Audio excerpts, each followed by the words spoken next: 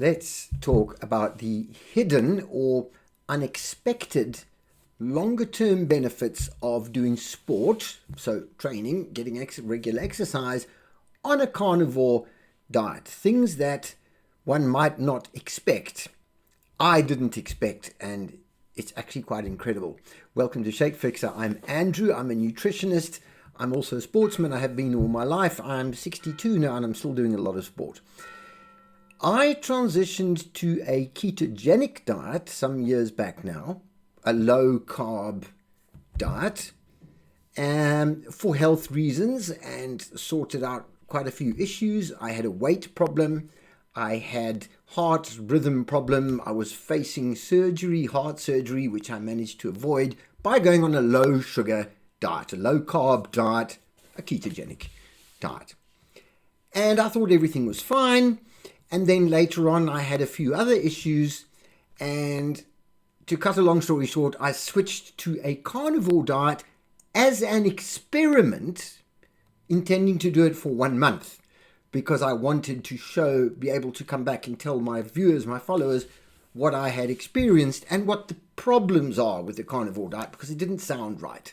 Immediately one thinks about fiber and vitamins in vegetables and that sort of thing. Anyway, the point of this video is not about the health benefits of the diet, which are legion, and I've done lots of videos on those now. And yes, for the record, my 1 month experiment is now getting towards the end of its second year. I have not eaten a vegetable or a piece of fruit in 2 years. I have incredibly good health, much better than I have ever had that I can remember in my life, including gut health, mental health, all the things that are apparently so reliant on eating plants. But let's get back to the point here, which is sport, exercise. So we know that you can convert from a sugar burner to a fat burner, and you can have lots of benefits in terms of your health, which is why ketogenic diets are so popular, especially for people trying to lose weight. People also, there is more of an acceptance and more of an understanding now of the fact that you can just burn fat as fuel. You don't need sugar or carbohydrates as your fuel source.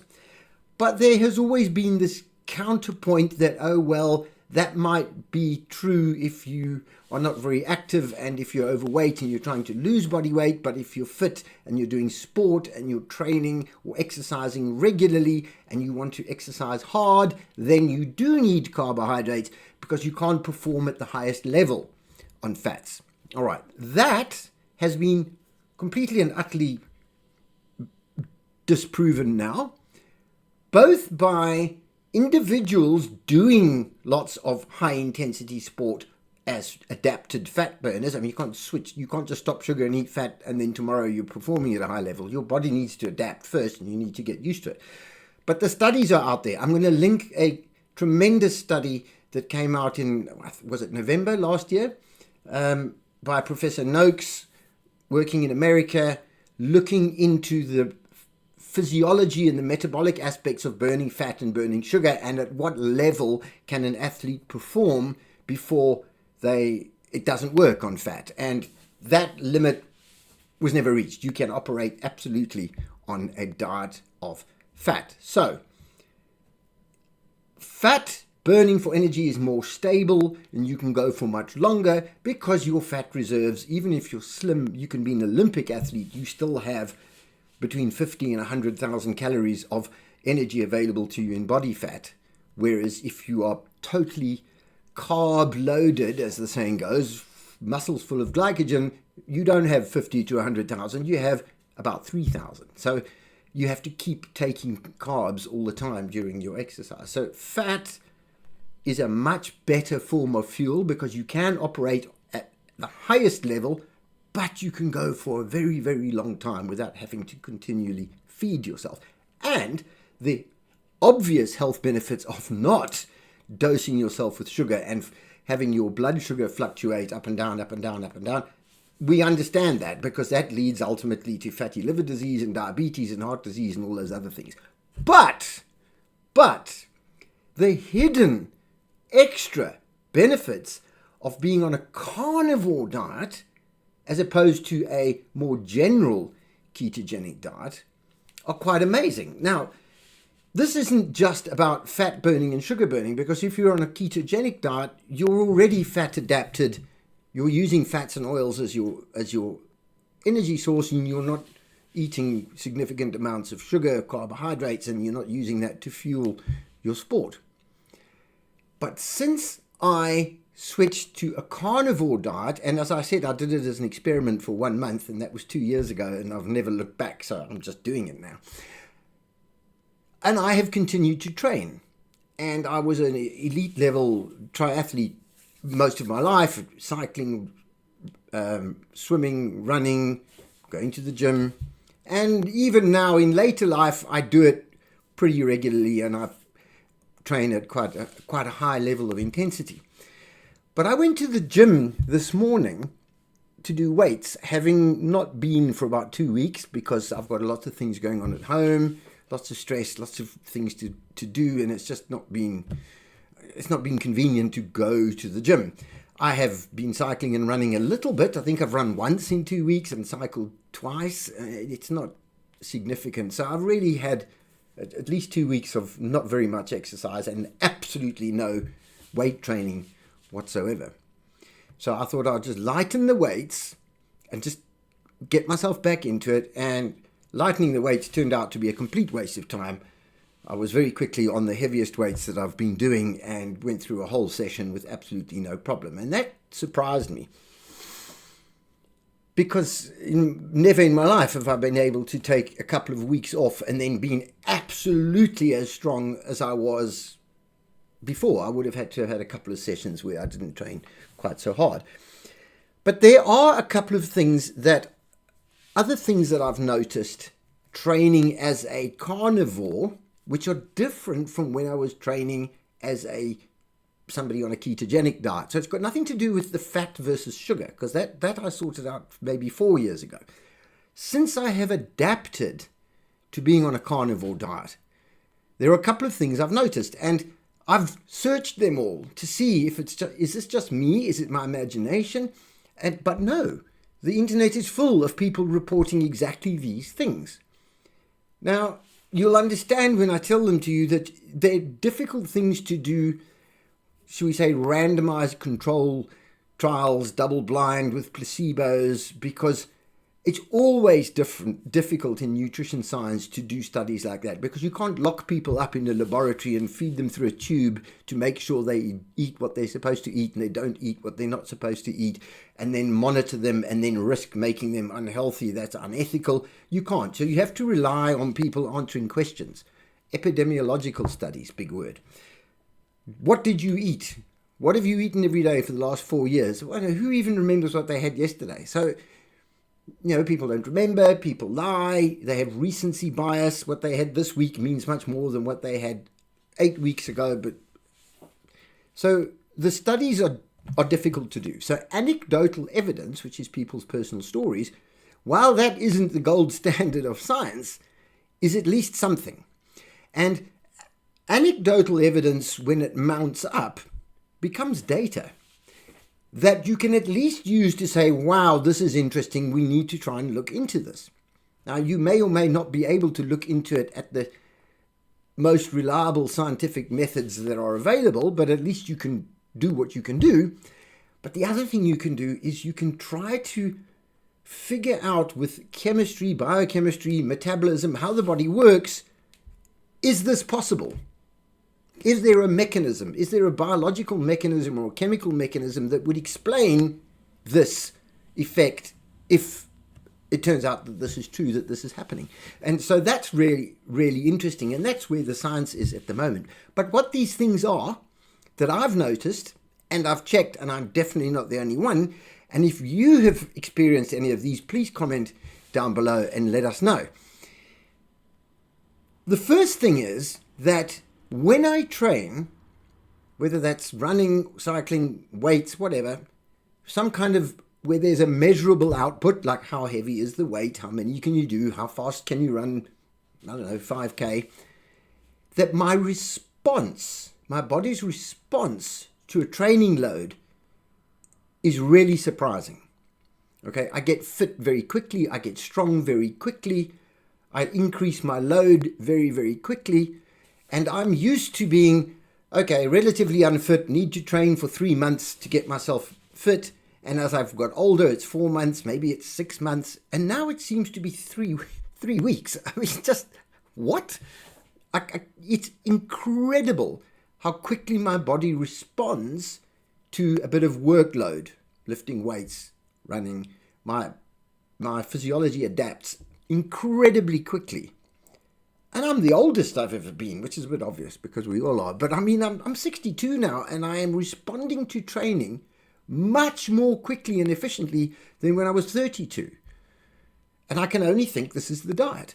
And when I go and Google it and read up on it, I find that there's lots of people reporting exactly the same thing. Now, one of the theories that I've heard Professor Noakes refer to in an interview is that, and some of that is to do with the fat and the sugar. It's not just the carnivore thing, because the sugar is so destructive that even though you're using it for energy, you're doing damage. So a lot of your training is to actually just try and repair the damage. Whereas if you are burning fat, you're not doing any sugar damage, and so there's more capacity to strengthen and improve and build. So that I get. But I've noticed this is more effective on a carnivore diet than on a straight ketogenic diet that includes plants. And the explanation for that is the inflammatory aspect of most plants, which is also very well documented, the toxins, the anti-nutrients in the plants. In the absence of those chemicals, my body is much better able to respond to the training load and build and make me fitter and make me stronger. So there is that, all right? You respond much more quickly, and you build strength much more quickly. That is very important when you get older, because strength is so much more important, because we lose strength with age. We lose muscle mass. Sarcopenia makes us weaker. Then we become less stable. Then we're more likely to fall. Then we're more likely to break a hip when we do fall, and all these compounding issues which contribute to us deteriorating in later age. So if you can do resistance training, a bit of weight training or body weight training, or just going up and down stairs on a carnivore diet, you will get the best response and build the most strength. So that's the first thing. The other thing that I noticed, which was really surprising, was that if I would go and train really, really hard, I'd think, well, I've got to go very easy tomorrow, maybe even have a rest day. The day after that, train but not too hard, and then maybe after 3 days you can go and do hard training again. And this was called periodization in the time that I was training at a sort of professional level of sport. I can train hard every day if I have the time. I just don't feel tired. I don't feel sore. I can go to exhaustion, and the next day I'm feeling absolutely fine. So my recovery time is way, way, way shorter on a carnivore diet than it was on any other kind of nutritional program. And that, again, can be attributed to the low levels of inflammation, because inflammation slows down your recovery and your healing process. And so the recovery is so much quicker. That means you have the capacity to train harder more often, so you are going to get stronger and fitter more effectively and more efficiently and more quickly. So it's the training response, and it is the shortened recovery time that you need. Now, what happened to me this morning that made me think about this, the third thing, was the fact that I could go to the gym after not having lifted weights for about 2 weeks. In fact, it was a little bit more than about 2.5 weeks, and just be absolutely as strong as I was 2.5 weeks ago, when I'd been doing it sort of 3 times a week for about 2 months or 3 months or something. And I was lifting exactly the same weights and doing exactly the same sessions. Now, in my experience, that should have been really difficult, if possible at all. And so I started off with lighter weights, but there was no need. I haven't lost any strength or any fitness in 2 weeks, even though I haven't done anything. How does that work? Is that attributable to the carnivore diet? I'm going to look into that some more, and I'm dying to have a conversation with Professor Noakes about this, and I'm going to see if I can get hold of him and have a conversation. But it does make sense to me when I think about the biology and the chemistry and the fact that the carnivore diet is one, highly nutritious. My body's getting absolutely everything that it is going to need, all the vitamins, all the amino acids, all the fatty acids, everything. I'm not eating plants that will block my digestion with fiber or other anti-nutrients or provide or put toxins and inflammatory chemicals into my body, which would give my body a sort of toxic load or a challenge to deal with. And you can understand how you lose fitness and lose strength quite quickly if you're not doing it, because your body hasn't got time to maintain those muscles because it's trying to deal with other problems, because you're giving it problems by eating these things that you shouldn't be eating. So it was really incredible to me. So being on a carnivore diet, straight away your inflammation will come down, you will feel better, your mental health improves because of this, your self-esteem improves because you change shape, you lose weight, you feel better, you sleep better, you have less stress. But if you're doing sport, not only can you perform at the same level that you can of intensity that you could have done burning sugar, you don't need to burn sugar, you can burn fat, and the proof is there. Check the study down below that I've linked in the notes. You can train really hard and then come back the next day and train really hard again, because you're not doing the damage to your body that you were doing when you weren't eating the right stuff. Your recovery time is so much quicker as a result. And even if you have a break, if you have a cold and you can't train for a week, you will pick up exactly where you left off. You won't need 2 or 3 days of training to get back into the feeling of it and to reawaken your system and your muscles, because they're healthy and they're fit and they're strong and they're going, hey, when are we training again? What's going on? They don't just go all dormant because your body's trying to deal with processing toxins and dealing with other problems. Carnivore diet is just incredible. And there's more and more data coming out. There are more and more studies being done. But as I say, it's difficult because people are not laboratory rats, or you can't put people in test tubes, So you have to do it with, it looks like this, it looks like that. There seems to be this phenomenon. Lots of people report that. Okay, that's epidemiological and anecdotal studies. But then you can go to the chemistry. You can find a chemical pathway that would explain why that is possible. Now, if you can show that would be impossible by looking at the chemistry, that would be quite interesting. Nobody's done that. That doesn't exist. These things make sense. They make sense because we do know how the body works. We know what the organs do. We know what biochemistry does. We know how these chemicals interact with each other. And so there is an explanation for all this stuff. So all these things about when you're on a carnivore diet, you don't seem to get as sunburnt. Things like that. Yes, there are explanations for all those. They all make perfect sense. So thank you for your time. If you are doing sport at a high level and you're curious about trying a carnivore diet, I would say don't switch in season if you're competitive. Don't switch just before the season. Switch at the end of your season so your body has a few months to adapt, so that by the time your competitive season comes back, you're properly adapted, because that's when you get the full benefit of it. If you're not competitive and you're just trying to be fit and trying to be strong and trying to be healthy and slow down the aging process, I would say the sooner you do it, the better. Thank you very much for your time. Please subscribe to our channel. We talk lots here about various aspects of nutrition and exercise and other lifestyle habits to slow down the aging process so that we can keep going for as long as possible, doing the things we love and being available to support and motivate and encourage the people that we love. We don't want to be a burden on everybody. We want to be a support for everybody. Thank you again. Please subscribe to our channel and I'll see you back here soon.